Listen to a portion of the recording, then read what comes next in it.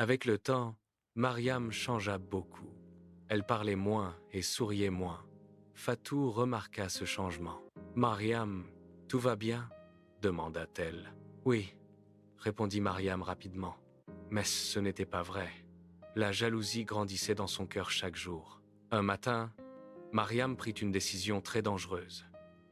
Elle décida d'aller voir un féticheur dans un village éloigné. Elle prit discrètement un vieux vêtement de Fatou et le mit dans son sac.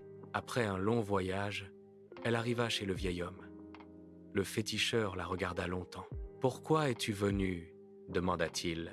Mariam répondit avec une voix tremblante. « Je veux que mon amie tombe malade pour qu'elle ne puisse plus travailler. » Le vieil homme secoua la tête. « Ma fille, le mal que tu envoies peut revenir vers toi. » Mais Mariam était aveuglée par la jalousie. « Je le veux quand même, » dit-elle. Le féticheur accepta finalement. Quand Mariam rentra à la maison, elle essaya de paraître normale.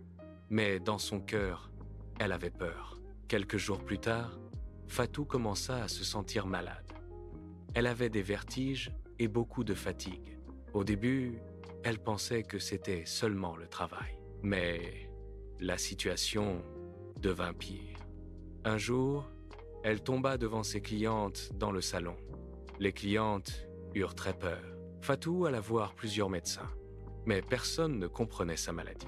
Les jours passaient et Fatou devenait de plus en plus faible. Son salon resta fermé pendant longtemps. Pendant ce temps, Mariam ne trouvait pas la paix. Elle faisait des cauchemars toutes les nuits. Elle voyait Fatou pleurer dans ses rêves. Au marché, son commerce commença aussi à échouer. Les clients se plaignaient de sa nourriture. L'argent disparaissait. Elle tomba aussi malade et très inquiète. Terrifiée, elle retourna voir le féticheur. « Je souffre !» cria-t-elle. « Aide-moi !» Le vieil homme répondit calmement. « Je t'avais prévenu. Le mal revient toujours vers celui qui l'envoie. » Mariam comprit qu'elle avait fait une terrible erreur.